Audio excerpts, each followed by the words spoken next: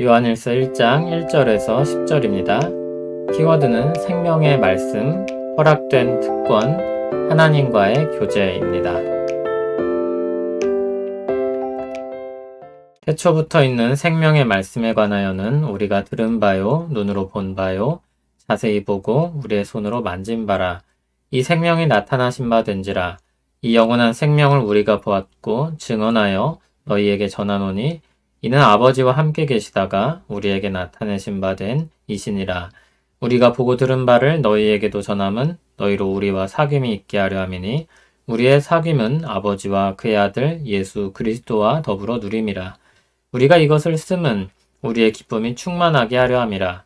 우리가 그에게서 듣고 너희에게 전하는 소식은 이것이니 곧 하나님은 빛이시라. 그에게는 어둠이 조금도 없으시다는 것이니라. 만일 우리가 하나님과 사귐이 있다 하고 어둠에 행하면 거짓말을 하고 진리를 행하지 아니함이거니와 그가 빛 가운데 계신 것 같이 우리도 빛 가운데 행하면 우리가 서로 사귐이 있고 그 아들 예수의 피가 우리를 모든 죄에서 깨끗하게 하실 것이요 만일 우리가 죄가 없다고 말하면 스스로 속이고 또 진리가 우리 속에 있지 아니할 것이요 만일 우리가 우리 죄를 자백하면 그는 미쁘시고 의로우사 우리 죄를 사하시며 우리를 모든 불의에서 깨끗하게 하실 것이요 만일 우리가 범죄하지 아니하였다 하면 하나님을 거짓말하는 이로 만드는 것이니 또한 그의 말씀이 우리 속에 있지 아니하니라. 아멘. 오늘부터 요한일서 그리고 요한이서, 요한 3서를 보겠습니다. 주님께 사랑받은 제자로 기록되는 사도 요한이 쓴 서신입니다. 1절, 2절을 보면 저자는 자신을 누구라고 밝히고 있진 않지만 그리스도를 직접 목격한 자라고 말합니다. 초대 교부들, 즉 사도들이 떠나고 난 이후 교회의 선생들 여럿이 이 서신을 요한의 것으로 밝힙니다. 그래서 특별한 이견 없이 사도 요한의 글로 받아들여지고 있습니다. 요한일서가 기록된 때와 상황을 요한일서 안에 기록된 내용을 통해서 살펴보면 교회에 그리스도와 구원에 대한 잘못된 사상이 들어오려고 하고 있었고 교회를 떠나는 사람들도 생겨났습니다. 그런 가운데 사도 요한은 교회를 향해 편지하면서 생명의 말씀, 즉 복음에 대해 다시 말합니다. 그 문제를 해결할 해결책은 복음이라는 것입니다. 1절을 보면 태초부터 있는 생명의 말씀에 대해 말하기 시작합니다. 그것을 자신들이 들었고 보았고 만졌다고 했습니다. 그들이 만졌던 그 생명은 영원한 것으로서 아버지와 함께 계시다가 오셨던 예수 그리스도를 가리킵니다. 또 그의 복음을 말하는 것입니다. 그 생명의 말씀을 전한다 했습니다. 요한일서 5장 13절을 보면 이 편지의 목적을 밝히는데 믿는 자에게 영생이 있음을 알게 하려는 것이라고 했습니다.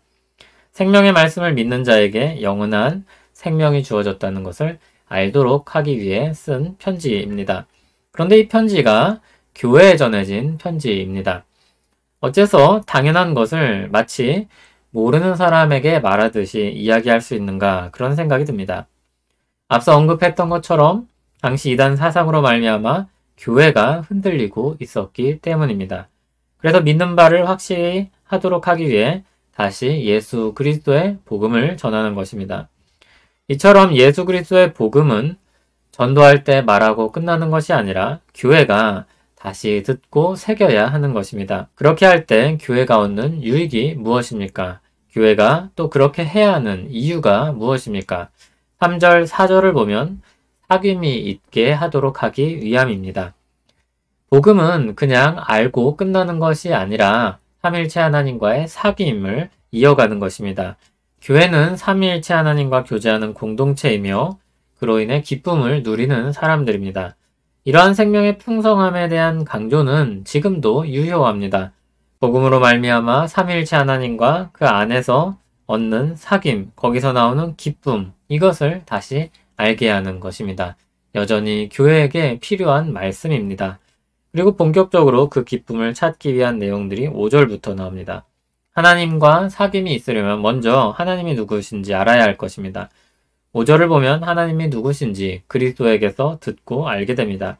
하나님은 빛이시며 어둠이 조금도 없는 거룩한 분입니다. 하나님께서 그런 분이시므로 그분과 사귀고자 하는 사람은 어때야겠습니까? 그분이 빛 가운데 있다면 우리도 빛 가운데 있어야 하는 것입니다. 하나님과 사귄다고 하면서 어둠에 행할 수 없는 것입니다. 문제는 우리가 그렇지 않다는 것입니다. 이 문제를 누가 해결해 주십니까? 7절에 말하듯이 예수의 피가 우리를 모든 죄에서 깨끗하게 합니다. 그러므로 8절, 9절 말씀처럼 우리는 죄가 없다고 거짓말을 할 것이 아니라 오히려 죄를 고백해야 합니다. 예수 그리스도의 피로 깨끗해져야 하는 것입니다. 그렇게 예수님의 이름으로 죄를 고백할 때 미쁘시고 의로우신 하나님께서 우리를 깨끗하게 하실 것입니다. 사도 요한은 잘못된 것을 3번에 걸쳐 말했습니다. 6절에 사귄다고 하면서도 어둠에 행하는 것, 8절에 우리가 죄 없다고 말하는 것, 10절에 우리가 범죄하지 아니하였다고 하는 것입니다. 당시 교회로 비집고 들어온 복음이 아닌 가짜 복음을 부정하는 것입니다. 우리는 죄가 있으나 예수의 피로 말미암아 빛이신 하나님과 교제할 수 있게 된 것입니다. 그리고 그 기쁨을 교회 공동체가 누리게 된 것입니다. 교회는 기쁨의 공동체입니다. 교회가 가진 기쁨은 삼위일체 하나님과의 교제입니다. 죄를 가진 사람이 거룩하신 하나님과 교제할 수 있는 가능성은 0입니다. 그것을 가능하도록 생명의 말씀이 오셨습니다. 우리는 예수의 피로 말미암아 삼위일체 하나님과 교제하게 됩니다. 교회는 하나님과 영광스럽게 교제할 수 있는 사람들입니다. 이전에 유명한 사람과의 한 끼 식사가 공개적으로 이루어졌던 때가 있었습니다. 그것이 얼마의 가치를 가졌다, 그런 이야기들을 했습니다. 물론 가치가 있을 것입니다. 큰 인사이트를 얻을 수도 있습니다. 그동안 생각지 못했던 것에서 큰 개선점을 찾을 수도 있습니다. 단순히 그와 식사를 했다는 것 자체로 자랑을 삼을 수도 있습니다. 좋은 경험을 통해 동기부여를 받고 성공의 길로 가게 될 수도 있습니다. 그날의 교제를 시작으로 좋은 관계를 계속 이어갈 수도 있습니다. 사람들이 어떤 생각을 했든지 간에 분명히 유명인과의 한 끼 식사는 좋은 것입니다. 수많은 사람들에게 유익을 줄 수 있는 것입니다. 그리고 실제로 수많은 사람들의 관심을 끌었습니다. 주님의 교회는 그 어떤 유명인과도 비교할 수 없는 하나님과의 교제를 허락받았습니다. 예수의 고귀한 피로 그것을 얻게 된 것입니다. 우리는 그것을, 그 가치를 어떻게 여기고 그것을 누리고 있는지 생각해 볼 필요가 있습니다. 교회는 삼위일체 하나님과 교제하는 특권을 가졌습니다. 이를 위해 그리스도께서 피 흘리셨고 우리는 죄 고백을 통해 그 은혜를 누립니다. 우리는 끊임없이 그리스도의 십자가를 의지하여 우리를 깨끗이 해야 합니다. 거기에는 목적이 있습니다. 하나님과 더불어 살기 위함입니다.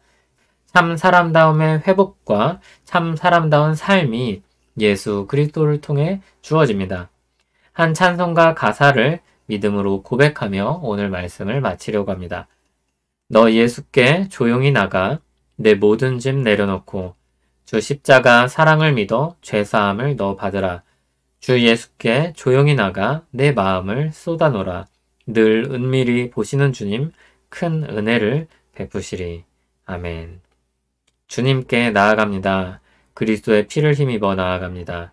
우리를 깨끗이 하실 주님의 그 고귀한 피를 의지하여 하나님과의 사귐을 갈망하며 나아갑니다.